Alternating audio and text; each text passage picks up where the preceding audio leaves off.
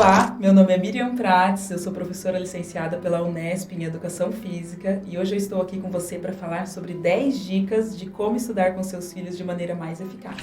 Essas daqui são as minhas alunas, minhas filhas, Sara e Luísa. A Sara atualmente está com 6 anos, a Luísa com 3 anos. E eu quero contar para vocês um pouquinho como que nós chegamos a essa opção da educação domiciliar. Quando a minha filha mais velha nasceu, eu resolvi parar de trabalhar na escola. Eu atuava na escola pública e por opção assim mesmo de estar próximo, de desenvolver proximidade com a minha filha, de estar presente nesses anos iniciais que a gente acredita ser tão importante, eu então optei por ficar em casa com ela. E nesse meio tempo, eu acabei pesquisando sobre metodologias, pedagogias que pudessem incentivar o aprendizado dela. E com o tempo eu acabei adaptando algumas coisas para que ela se desenvolvesse tanto física como intelectualmente. Depois de um tempo, eu acabei pesquisando sobre tipos de alfabetização. Acabei caindo em estudos que falavam sobre o método de alfabetização no nosso país e como existiam outros métodos que não eram utilizados e que poderiam ser mais eficazes. Foi aí então que eu me aprofundei um pouco mais sobre a metodologia de alfabetização que eu utilizei com ela e comecei a ensinar a minha filha, através de brincadeiras, através de atividades lúdicas, os sons das letras. Eu utilizei a metodologia, o método fônico, que não é muito utilizado no Brasil, com pouco tempo de dedicação, com pouco ali de presença, de estar ao lado dela. Eu percebi grandes ganhos, porque quando ela tinha 3 anos e 8 meses, após algumas brincadeiras que eu não sabia nem aonde isso levaria de fato, ela começou a ler. E para mim foi algo assim muito transformador. Realmente eu falei, poxa vida, eu ensinei a minha filha a ler. E a minha formação não é específica para isso, né? Eu não tive, apesar de eu ser professora e estar no ambiente educacional, eu não tive nenhuma formação para que eu a alfabetizasse sozinha. Mas, com um pouco de estudo, com um pouco de determinação, eu consegui alfabetizar minha filha em casa. Então, nós optamos como família pela modalidade de educação domiciliar para as nossas filhas, após ver grandes ganhos com essa presença, com esse incentivo nosso ali de perto realmente, e ver o quanto a gente poderia proporcionar para ela um ensino individualizado, um ensino específico e que pudesse agregar valor no aprendizado dela com o tempo. A primeira dica que eu quero deixar para você é desescolarize-se. É algo muito difícil de fazer. Para mim foi muito difícil, porque além de eu ter frequentado a escola durante 12 anos da minha vida, como você também deve ter frequentado, eu também estudei para trabalhar dentro de uma escola. Então, mudar essa mentalidade escolar, essa mentalidade de ensino, de que eu preciso de ferramentas, de que eu não sou capaz de aprender sozinho, foi algo que eu precisei realmente mudar uma chave, né? Eu precisei, com o tempo, aprender de que, com muito esforço, é possível a gente aprender qualquer coisa. É possível a gente chegar aonde a gente deseja. Então, eu precisei buscar isso mesmo, mudar essa forma com que eu pensava sobre a forma de aprender. E isso é imprescindível para você que é mãe. Se você está pensando em ajudar o seu filho, se você pensa em educar o seu filho em casa, ou se você pensa em ajudar o seu filho simplesmente a estudar para uma avaliação, ou até mesmo fazer uma tarefa bem feita, você precisa ter em mente que a sua casa não é uma escola. A sua casa é um ambiente mais seguro para o seu filho. Então, você precisa passar essa segurança e precisa ser um ambiente mais tranquilo, um ambiente de paz, um ambiente que seja acolhedor, um ambiente que incentive o seu filho a estudar. Para isso, você precisa também pensar que o período de estudo não vai ser igual ao da escola. Se você está num momento que você está tendo que estudar com seu filho em casa, o período em que você vai dedicar para ele não vai ser o mesmo da escola. Não pense que você vai conseguir levantar o seu filho e fazer ele sentar na mesa da cozinha e estudar das 7 da manhã ao meio-dia, se ele estuda no período da manhã, com você do lado. Isso não vai dar certo. Muito provavelmente não vai dar certo. Então, pense em horários mais flexíveis. Deixe o seu filho descansar. Pense que você focar no aprendizado dele naquele momento, você consegue fazer isso muito mais fácil em 2 horas, que seria um período eficaz, muito mais eficaz se for comparado à escola. Porque pra gente, não sei se você tem o costume ou você tem acesso à escola, você sabe o quanto de tempo que um professor gasta para parar, fazer com que os alunos se silenciem, para fazer com que os alunos respondam à chamada, para então ele começar a explicar, para então, de fato, o aluno fazer uma atividade. Então, nesse momento que você vai focar com seu filho, vai ser muito mais eficaz e talvez em 1 hora e meia, 2 horas, você vai conseguir estudar todo o material, revisar todo o material que ele tinha estudado naquela semana de maneira mais direta, de maneira mais focada. No caso, com as minhas filhas, eu optei pelo período da manhã. O período da manhã pra gente, após fazer alguns testes, eu fiz alguns testes de estudar à tarde também, de estudar de manhã, mas eu percebi que ela focava um pouco mais no período da manhã. No período da manhã ela estava também mais descansada, após ter acordado, ter dormido bem. E ela também conseguia prestar mais atenção, estava mais tranquila. Então o período da manhã é um período onde eu destino cerca de 1 hora e meia, 2 horas para esse ensino direcionado com ela. Sobre o ambiente também, é importante que o ambiente seja um ambiente acolhedor, seja um ambiente que incentive o seu filho a estudar. Então, se você colocar o seu filho para estudar na cozinha, de repente a sua cozinha é um pouco escura, a sua cozinha está bagunçada, ou ao mesmo tempo você quer colocar ele para estudar e quer cozinhar, isso não vai dar certo. Então, pense num ambiente que propicie mesmo o ensino, o estudo. Pense num ambiente que seja claro, um ambiente que seja motivador, um ambiente limpo, um ambiente organizado, um ambiente silencioso. Bom, a segunda dica que eu quero dar para você é baixe as expectativas. Se você está pensando que o seu filho vai sentar na cadeira, bem quietinho ali, ele vai se concentrar e ele vai ficar calminho com você, que nunca fez isso com ele, de repente, você resolveu fazer, sinto lhe dizer que você está enganada. Por quê? Porque é necessária uma adaptação. Toda mudança na nossa vida precisa de uma adaptação. E não vai ser diferente com o seu filho. Se a gente, como adulto, tem dificuldades de adaptação, seu filho com uma nova rotina também vai ter uma dificuldade de adaptação. Então, esteja pronta a mudar, esteja pronta a alterar. Se o seu filho não está tendo paciência de ficar aquelas 2 horas que você propôs de estudar com ele, mas você percebe que de repente, você estudando meia hora, ele teve um ensino de fato ali focado, ele focou naquela meia hora, levanta, vai correr no quintal, vai pular um pouco, pular corda, vai ler um livro, deixa ele deitar no chão enquanto você lê o livro, e depois, olha, agora vamos voltar para estudar matemática? E aí você volta com a criança já descansada, focada naquilo que ela precisa focar. E evite comparações. Se você tem mais do que um filho, né? Se você tem mais do que um filho, como eu, é comum às vezes a gente comparar.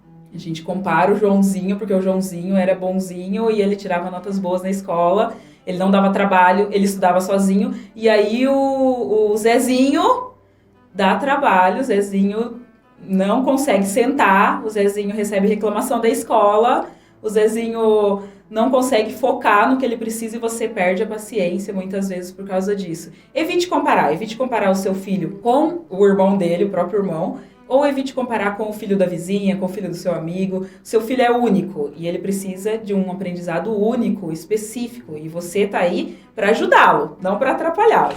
Tenha paciência. Quantas vezes a gente não perde a paciência, né? Eu falo por mim mesmo, gente. Eu tenho amigas que veem, né, a nossa vida lá, como que eu faço com as meninas, porque eu posto muita coisa nas redes sociais, de como a gente trabalha, qual é o nosso dia a dia, o que a gente segue de atividades. E aí as minhas amigas falam assim, nossa, mas você nunca sai do sério? Você nunca grita? Né? Às vezes as pessoas me perguntam. E isso acontece, gente. Eu sou humana, né? Eu sei que muitas vezes eu saio do sério, mas eu tenho que pensar o porquê eu estou saindo do sério com meu filho. Nem sempre está ligado com o seu filho, o fato de você sair do sério, o fato de você perder a paciência. Pode ser porque você teve uma noite mal dormida, pode ser porque você está com um problema no seu relacionamento, pode ser porque você está com um problema no seu trabalho, ou N fatores externos, cansaço, você está esgotado emocionalmente. Então, assim, analise. A sua falta de paciência tem a ver realmente com o seu filho? Ou tem a ver com questões ligadas a você? Muito da nossa irritabilidade é passado para o nosso filho. Se uma criança está irritada, muito possivelmente, depois de você analisar se ela teve uma noite de sono boa, se ela está alimentada, se ela está com todas as necessidades básicas dela supridas, muito provavelmente é porque ela está reproduzindo alguém. E muito provavelmente pode ser você. Então, se atente a isso. Irritabilidade, ela passa no ambiente. Se você está irritado, se você sentou com seu filho e você já está irritado, você não está com paciência, você não está focando, você não está valorizando aquele momento, muito dificilmente o seu filho vai querer valorizar. Se você está com o seu celular ali, você tenta ajudá-lo, mas você fica com o celular olhando e conversando com a sua amiga, para ele está internalizando uma certeza de que aquilo não é importante. Se não é importante para você como adulto, por que vai ser importante para mim como criança, não é verdade? Então a gente precisa de equilíbrio e inteligência emocional. Como a gente precisa de inteligência emocional? É uma das habilidades que mais são exigidas hoje num currículo e é uma habilidade que a gente pode conquistar, que a gente pode desenvolver. Então, por que a gente não aprender para ensinar para o nosso filho também? Para que ele cresça com inteligência emocional, para que ele se autoconheça, né? O autoconhecimento é importantíssimo. Se autoconheça e veja, realmente eu estou tendo paciência, eu tô saindo do sério por causa do meu filho ou são fatores externos? Então, é importante você avaliar isso. Outra dica que eu quero deixar para vocês é priorize o que é essencial.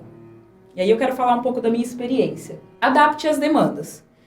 Quando a minha segunda filha nasceu, a minha filha mais velha estava com 3 anos. Eu estava bem nessa fase de estudar sobre a alfabetização, de querer começar a implementar algo com ela para estimulá-la em casa. E ao mesmo tempo a minha segunda filha nasceu, eu tive uma demanda muito alta de cuidados com esse bebê, né? E eu tive que priorizá-la, de fato. Então, eu precisei adaptar muita coisa. Eu precisei olhar para aquilo que eu tinha programado e ver realmente que eu não ia dar conta. Então, eu precisei priorizar o que era essencial. O que era essencial para o momento e o que eu poderia fazer para que a minha filha mais velha também não ficasse à mercê, né? Não ficasse sem os meus cuidados, sem que eu a estimulasse.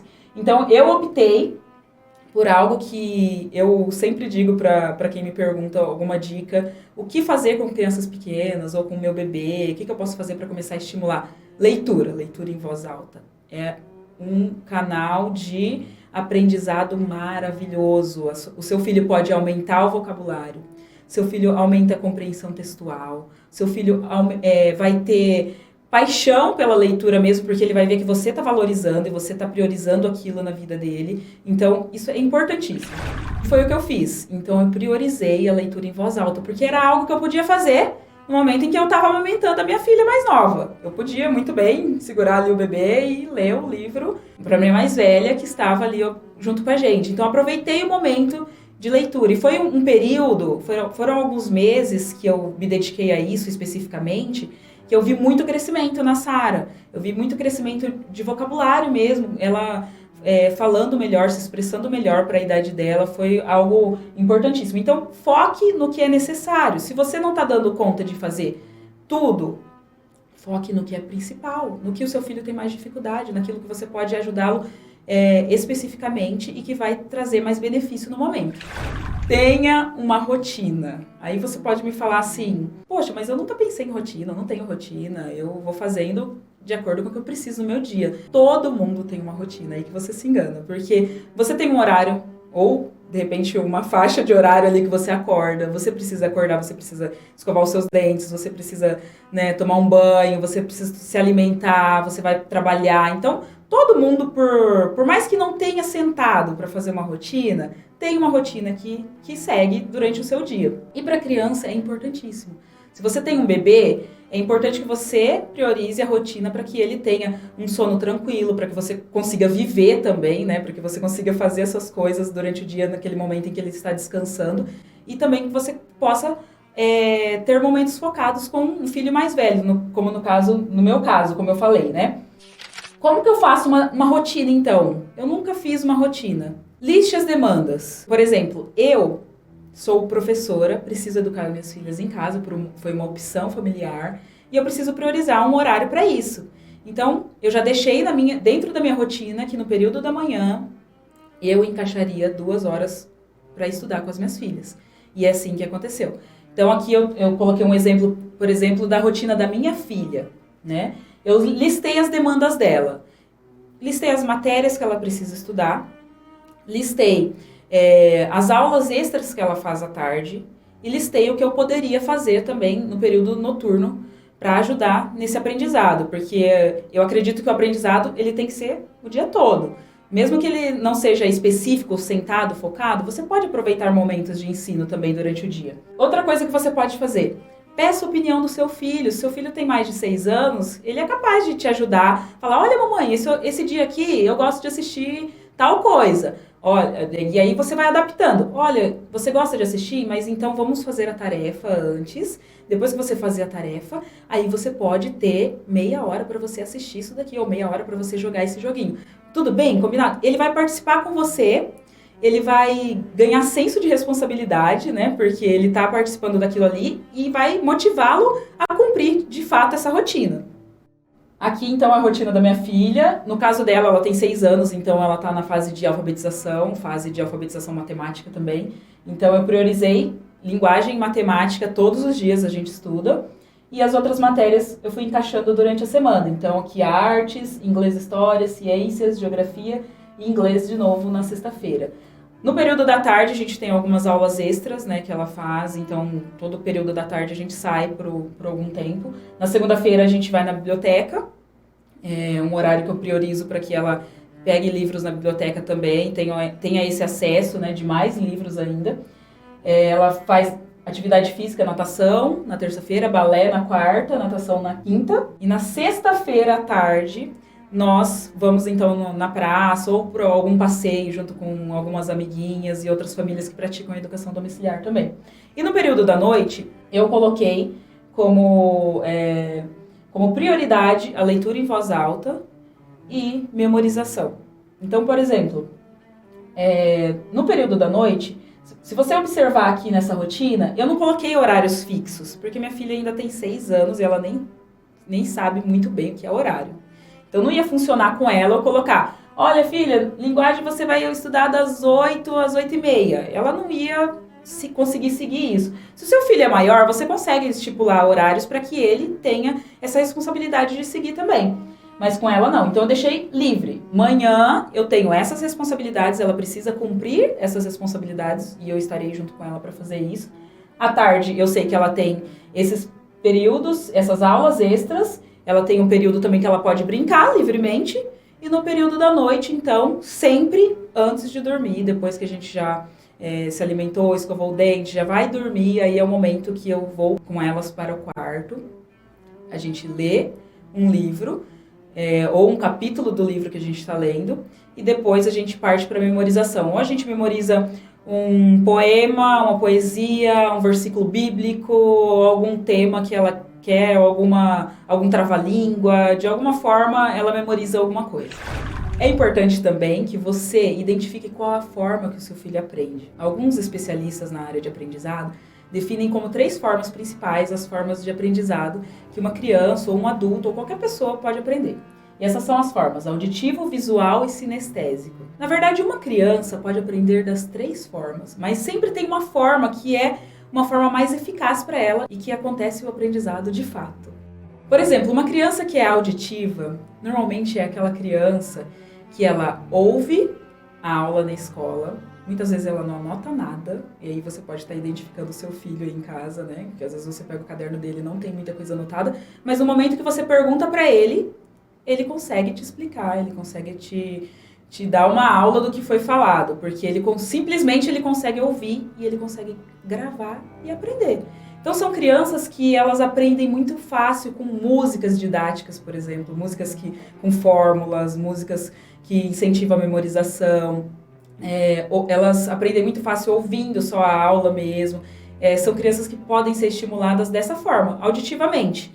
Então, abuse disso, né? Coloque música que tenha um significado, música clássica que pode ajudá-la no momento dela estudar também. Se você conseguiu identificar que o seu filho é mais auditivo, incentive isso no seu filho. Incentive que ele assista videoaulas, podcasts, livros audiobooks, de repente que ele pode aproveitar no momento em que ele está deitado lá na cama, você pode colocar um audiobook para ele ouvir. Incentive ele a aprender dessa forma. Seu filho também pode ter como canal principal de aprendizado o aprendizado visual. E são aquelas crianças que elas precisam de imagem, elas precisam de desenhos.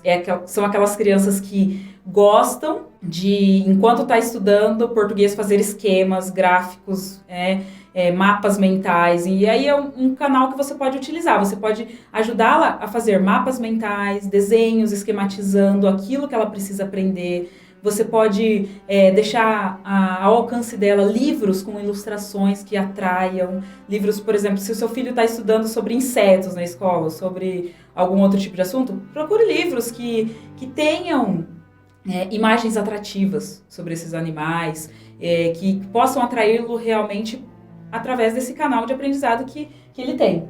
Seu filho também pode ser mais sinestésico. Isso significa que é uma criança mais corporal, é uma criança que ela gosta de experiências corporais. Então, ela gosta de colocar a mão, para ela faz muito mais sentido se ela aprende mexendo, se ela gosta de desmontar coisas e montar, ela gosta de ver como são as coisas por dentro. Se o seu filho é mais sinestésico, você pode investir, por exemplo, em livros mais sensoriais, livros que abram janelinhas, livros que sejam 3D, livros que falem coisas para ele fazer, por exemplo, olha, estou apresentando o número tal para você, agora você vai dar 4 pulinhos. Então, são crianças que se interessam por isso. A minha filha, por exemplo, de 6 anos, eu já percebo que ela é mais sinestésica. Ela gosta mais de aprendizado mais palpável, aprendizado mais acessível ali, que seja concreto. Então, por exemplo, na alfabetização matemática dela, eu utilizo muita coisa para fazer continhas. Ao invés de usar somente as contas, eu uso blocos, uso Lego, né, e vários outros materiais que tragam sentido para ela, porque para ela, olhar para a folha não faz muito sentido. Para ela, o aprendizado acontece mesmo, de fato, se ela pode tocar. Prepare o ambiente. O ambiente que você vai destinar para o estudo do seu filho precisa ser um ambiente específico. Você precisa valorizar isso na sua casa. Então, mesmo que você não tenha muito espaço, separe uma mesinha, um canto, ou até mesmo a sua mesa da cozinha, mas adapte de uma forma que seja eficaz para o aprendizado mesmo, e seja intencional, algo que seja acessível, que o seu filho consiga, no momento que ele quiser estudar, ele consegue chegar lá, ele consegue sentar e consegue aproveitar aquele momento. Faça algo que seja estimulante. Aqui, por exemplo, eu coloquei a foto da minha sala. Era uma sala de TV que eu adaptei depois de pensar um pouco, né, sobre a real importância de uma sala de TV dentro de uma casa. E eu percebi que eu poderia utilizar aquele ambiente de maneira muito mais eficaz, de maneira muito mais intencional e de uma forma que eu estimulasse o ensino das minhas filhas. Então eu diminuí, a sala de TV continua lá, a TV continua lá, só que eu diminuí o sofá, coloquei um sofá menor e aproveitei um canto todo da sala, coloquei uma mesa na altura da minha filha, uma mesa que facilitasse para no momento em que ela escrevesse, que ela não precisasse ficar encurvada, ou que ela não precisasse ficar torta, uma mesa realmente ergonômica que facilitasse a escrita, que facilitasse o estudo dela. E coloquei algumas coisas que estimulassem também, né? Então aqui, como ela está na fase de alfabetização, coloquei o alfabeto na parede, de maneira muito, muito simples. Qualquer mãe pode fazer isso, você imprimindo na sua casa, colocando algum tema que o seu filho está estudando ali para ele relembrar, um mapa mental de que ele possa, de repente, no momento que ele passar, ele olhar e se lembrar do que ele estava estudando. Estímulos, de fato, né? Coloquei uma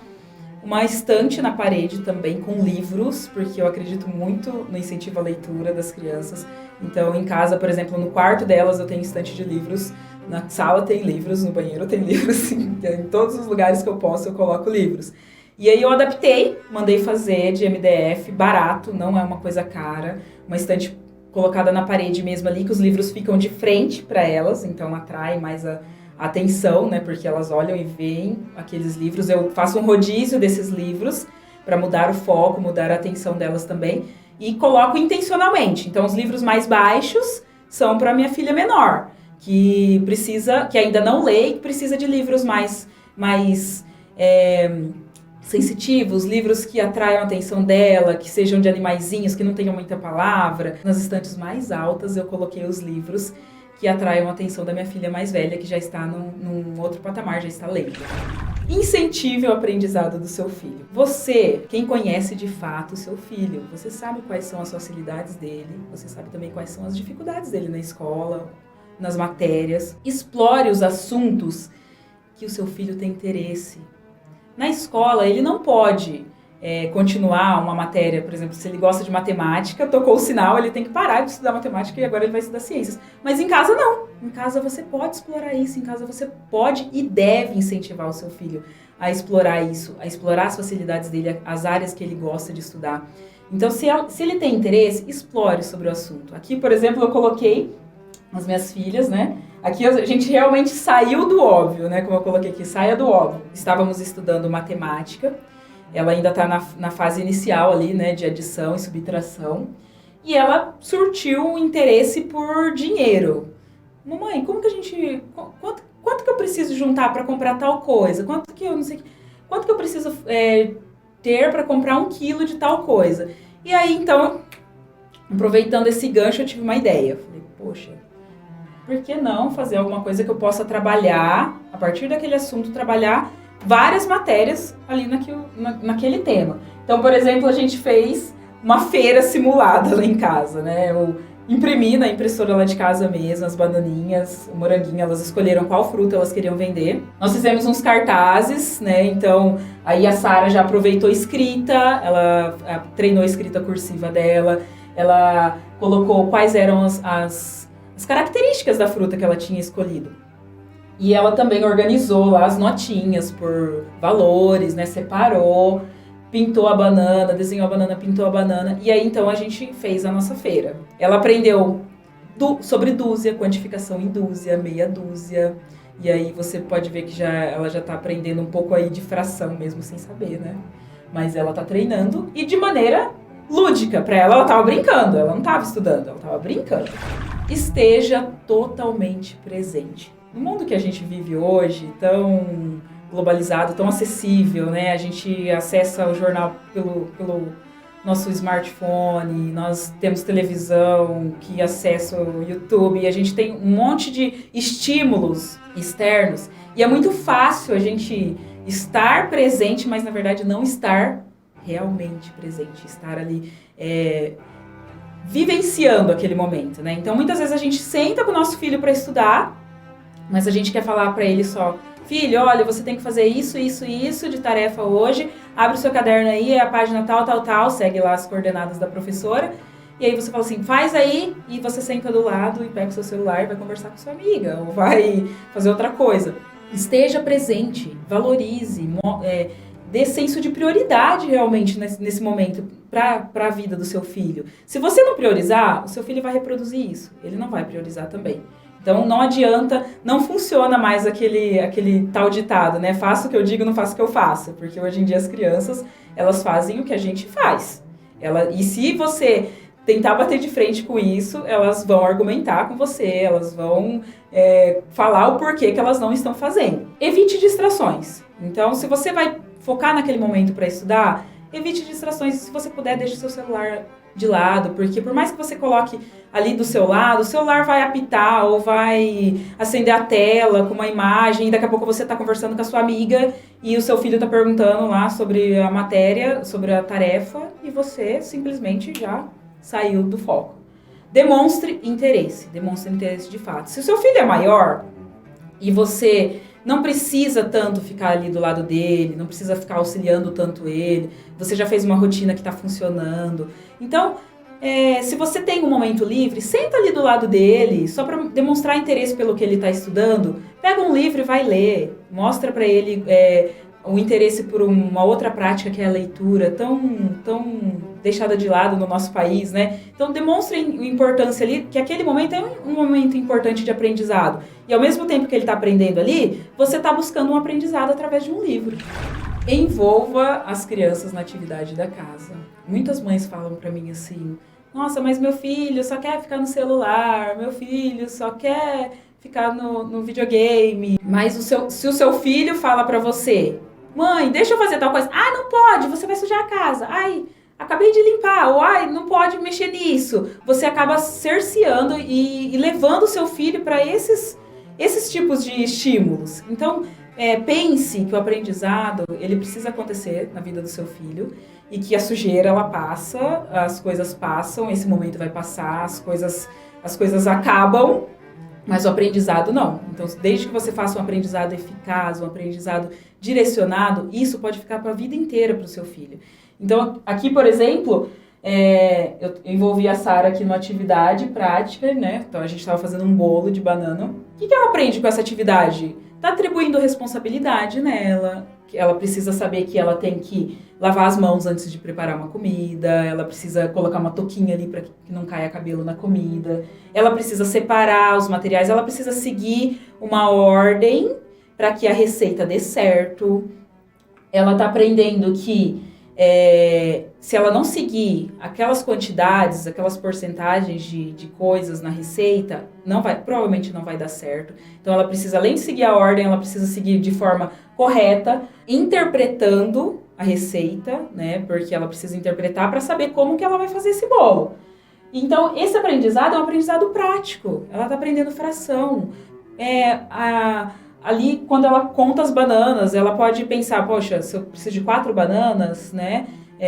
Uma banana é 1/4 daquilo que eu preciso para minha massa de bolo. Por que não estimular o seu filho, de repente? Filho, hoje a gente vai fazer um bolo, mas a gente vai fazer meia receita.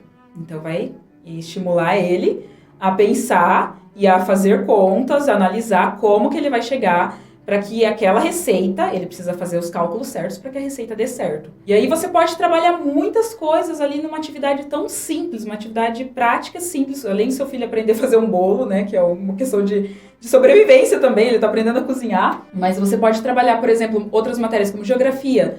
Poxa, no nosso país, onde que nós plantamos banana? De onde essa banana vem? Tem aqui no nosso estado? De que região que é?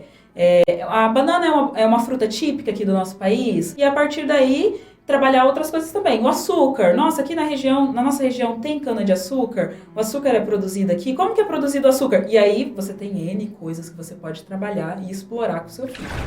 Bom, essas foram então as 10 dicas que eu deixei para você e espero que isso seja significativo, seja eficaz no ensino aí com seu filho em casa. E agora eu quero deixar uma frase de Carl Rogers que diz: por aprendizagem significativa, entendo aquilo que provoca profunda modificação no indivíduo. Ela é penetrante e não se limita a um aumento de conhecimento, mas abrange todas as parcelas de sua existência. Então, que o ensino do seu filho, o aprendizado do seu filho seja dessa forma, seja penetrante, seja significativo. Eu sou a Miriam Prats. Se você se interessou por educação domiciliar, quiser acompanhar o nosso dia a dia nas redes sociais, eu tenho um Instagram chamado Quintal do Aprendizado. Siga a gente lá e veja como que a gente realiza os nossos estudos diários nos nossos stories.